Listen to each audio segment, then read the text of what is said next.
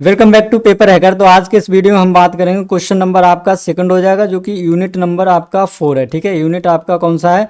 Fourth है। जो unit का नाम है वो है आर्थ्रोपोडा। ठीक है, क्या है आपका? आर्थ्रोपोडा। ये है आपका संघ आर्थ्रोपोडा। ठीक है, यूनिट आपका 4। इसमें हम केवल संघ आर्थ्रोपोडा के बारे में ही पढ़ेंगे। ठीक है, तो इसका फर्स्ट क्वेश्चन हमने पढ़ लिया। अब हम बात करेंगे क्वेश्चन नंबर आपका 2, जो कि लॉन्ग आंसर टाइप क्वेश्चन है। ठीक है, ये हम जूलॉजी पढ़ रहे हैं। ठीक है, जूलॉजी बीएससी आपका थर्ड ईयर है। सेमेस्टर आपका 5th हो जाएगा। ठीक है, और पेपर आपका 1 है। ठीक है, तो ये हम लोग इसके बारे में डिस्कस कर रहे हैं।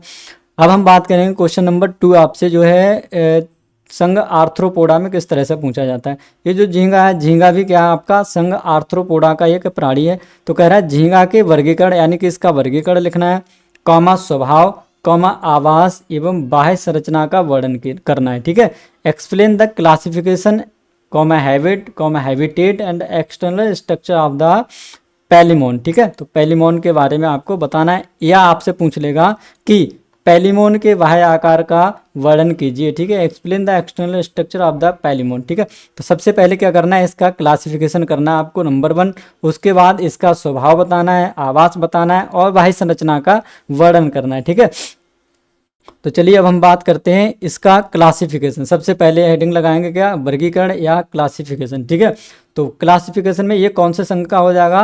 ये जो आपका पैलिमोन होता है, ये आर्थ्रोपोडा यानी कि संघ आर्थ्रोपोडा का ये प्राणी होता है। ठीक है, वर्ग की अगर हम बात करें, क्लास कौन सा हो जाएगा? क्रिस्टेशिया। ठीक है, कौन सा हो जाएगा? क्रिस्टेशिया वर्ग का हो जाएगा। ठीक है, तो फर्स्ट वाले क्वेश्चन में, ठीक है, फर्स्ट वाले क्वेश्चन में आपसे जो संघ आर्थ्रोपोडा है, ठीक है, उसका क्लासिफिकेशन पूछा गया था। कहाँ तक? वर्ग तक। ठीक है, तो वर्ग तक क्लासिफिकेशन पूछा गया था, तो यहाँ से आप क्या करेंगे? क्लासिफिकेशन को यहाँ से पढ़ लेंगे और फर्स्ट क्वेश्चन हमने वहाँ पे कंप्लीट कर लिया। ठीक है, तो संघ क्या, वर्ग क्या हो जाएगा? क्रिस्टेशिया। उपवर्ग की अगर हम बात करें तो क्या हो जाएगा? मेलाकोस्ट्रेका। ठीक है, मेलाकोस्ट्रेका। और अगर हम गण ऑर्डर की बात करें तो क्या हो जाएगा? ये डेकापोडा। ठीक है, क्या हो जाएगा? डेकापोडा। संघ वंश, जिसे हम जीनस कहते हैं, तो वंश क्या हो जाएगा? मैक्रोवैकियम। ठीक है, क्या हो जाएगा? मैक्रोवैकियम। जाति की बात करें, स्पीसीज की बात करें तो क्या हो जाएगा? मालकोल मसोनाई। ठीक है, मालकोल मसोनाई। ठीक है, तो ये हो जाएगा इसका स्पीसीज। ठीक है, तो इस तरह से क्या करेंगे आप? क्लासिफिकेशन के बारे में यहाँ तक नोट कर देंगे। ठीक है, अब हम बात करते हैं इसका स्वभाव क्या होता है और इसका आवास क्या होता है। ठीक है, इसको अब हम एक एक करके पढ़ेंगे, आगे डालेंगे स्वभाव एवं आवास। ठीक है, हैबिट एंड हैबिटेट के बारे में। तो पॉलीमोन, ठीक है, जो कि एक झींगा होता है। पॉलीमोन एक स्वच्छ जलीय यानी कि फ्रेश वाटर आर्थ्रोपोडा है। ठीक है, कैसा है? स्वच्छ जल में पाया जाता है, जो कि तालाबों, कॉमा झीलों, पोखरों, नदियों आदि में पाया जाता है। ठीक है, स्वच्छ जल में रहने वाला है। यह एक रात्रिचर जंतु है। कैसा है? रात्रिचर, रात्रि में भोजन करता है। यह दिन में तली में रहता है। ठीक है, कहाँ रहता है? दिन में तली में रहता है तथा रात्रि में ये भोजन की तलाश में निकलता है। ठीक है, तो रात्रिचर है, रात के समय ये भोजन की तलाश में बाहर निकलता है, तली से ऊपर आता है। यह सर्वाहारी जंतु है, सब कुछ खा लेता है। ठीक है, छोटे मोटे जीव जंतु हैं उनको भी खा लेता है, और जो है घास फूस इस तरह के आपके कुछ चीज़ें होती हैं उनको भी ये खा लेता है। ठीक है, सड़ी गली चीज़ें जो पानी में पाई जाती हैं। इसका आकार लंबाकार होता है, तरकू के समान एवं द्विपार्श्वीय सममिति वाला होता है। ठीक है, तो ये जो हमारा संघ आर्थ्रोपोडा है, इनमें, ठीक है, सभी की जो सममिति होगी वो कैसी होगी? बाइलेटरल होगी। ठीक है, बाइलेटरल यानी कि द्विपार्श्व सममिति होगी। इनका शरीर कैसा होगा? द्विपार्श्व सममिति का होगा। ठीक है, जैसे हमने बताया था, जैसे आपका मक्खी हो गया। ठीक है, इस तरह से अगर आप इसको बीच से कट करेंगे, ठीक है, क्या करेंगे? बीच से अगर आप इसको कट करेंगे तो ये क्या होगी? दो बराबर भागों में बट जाएगी। ठीक है, ये बन गई आपकी मक्खी।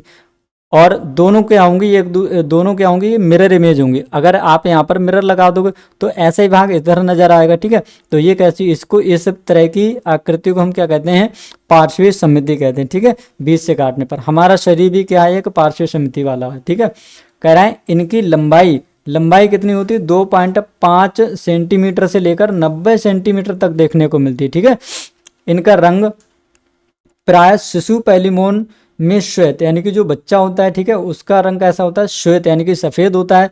एवं अडल्ट जो होता है, ठीक है, अडल्ट पैलिमोन में पीला, नीला या हरे रंग का होता है। ठीक है, तो श्वेत किस में होता है, इनका जो शिशु होता है पैलीमोन का, उनमें आपको सफ़ेद मिलता है। बाकी अगर ये अडल्ट हो जाते हैं, ठीक है, प्रौढ़ हो जाता है, तो पीले रंग का, नीले रंग का या हरे रंग का भी हो सकता है। ठीक है, अब हम बात करते हैं इनकी बाह्य संरचना के बारे में। ठीक है, एक्सटर्नल स्ट्रक्चर की अब हम यहाँ पर बात करेंगे। ठीक है, तो एक्सटर्नल स्ट्रक्चर के बारे में आपको क्या लिखना है, तो पैलीमोन के शरीर में, ठीक है, लगभग ग लिखा है। ठीक है, लगभग 19 खंड होते हैं। कितने होते हैं, 19 खंड होते हैं। ठीक है, जिसमें से 13 खंड शिरोवक्ष में, लगभग 6 खंड उदर में पाए जाते हैं। ठीक है, तो 13 खंड किस में पाए जाते हैं, शिरोवक्ष यानी कि सिर के पास। ठीक है, कहाँ, सिर के पास इसके कितने खंड पाए जाते हैं, 13 खंड। ठीक है, और 6 खंड कहाँ पाए जाते हैं, उदर में। ठीक है, सिर के पीछे वाला जो भाग होता है उसे हम उदर कहते हैं। इसमें कितने खंड पाए जाते हैं आपके,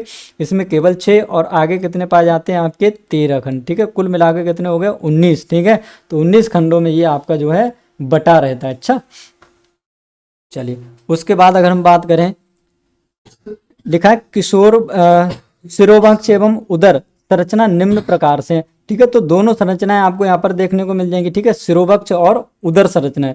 सबसे पहले आप डालेंगे शिरोवक्ष संरचना। ठीक है, क्या लिखेंगे, शिरोवक्ष संरचना। ठीक है, नंबर 1 शिरोवक्ष संरचना। ठीक है, सिफेलोथोरेक्स जिसे हम कहते हैं, यह है भाग, अगला भाग है। ठीक है, ये जो सिफेलोथोरेक्स होता है या शिरोवक्ष होता है, ये कहाँ होता है, सिर के पास वाला। ठीक है, जिसे हम सिफेलोथोरेक्स कहते हैं, जो कि चौड़ा तथा 5 खंड, यहाँ पर लिखा हुआ है आपका 5। ठीक है, चौड़ा तथा 5 खंड सिर के एवं 8 खंड वक्ष के जुड़ने से बना होता है। ठीक है, तो 5 खंड किसके जुड़े होते हैं, सिर के, और यहाँ से 8 खंड किसके जुड़े होते हैं, वक्ष के। ठीक है, तो ये दोनों मिलाकर कुल कितने बना लेते हैं, 13 खंड बना लेते हैं। ठीक है, यह काफी बड़ा एवं संयुक्त दृढ़, ये दृढ़ लिखा है। ठीक है, काफी बड़ा संयुक्त दृढ़ होता है। ठीक है, कैसा होता है, बड़ा और संयुक्त और दृढ़ होता है। प्रत्येक खंड में, ठीक है, सभी खंडों में कैराय एक जोड़ी उपांग, ठीक है, अपेंडेज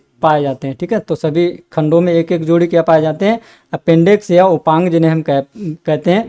कैराय इसी में एक, यहाँ पर का बना है। ठीक है, इसी में एक जोड़ी संयुक्त नेत्र, ठीक है, कंपाउंड आई पाए जाते हैं।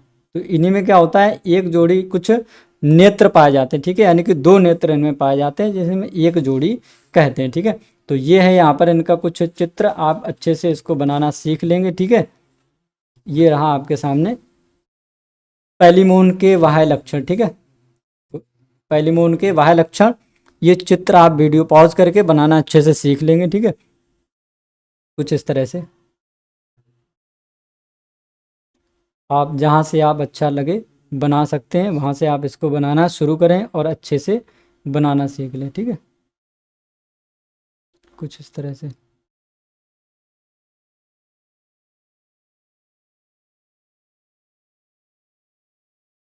इस तरह से। ठीक है, चलिए इस तरह, ये जो आप इस तरह से बनाएंगे। ठीक है, इनमें जो डॉट डॉट पॉइंट रखेंगे, इन्हें क्या लिखेंगे, हिंज, HING, हिंज जॉइंट्स। ठीक है, क्या होते हैं, ये हिंज जॉइंट्स होते हैं। ये पीछे आपको एक नुकीली संरचना दिखाई देती है। ठीक है, इसे क्या कहते हैं, टेल्सन कहते हैं। ठीक है, क्या कहते हैं, टेल्सन। बाकी ये इसके जो पैर जैसे दिखाई देते हैं, ठीक है, संधिपाद, इनमें संधियाँ पाई जाती हैं। ठीक है, इन्हें कहते हैं नॉन कीलेट लैग। क्या होते हैं ये, नॉन कीलेट लैग अप्रोपोड। ठीक है, एरोपोड।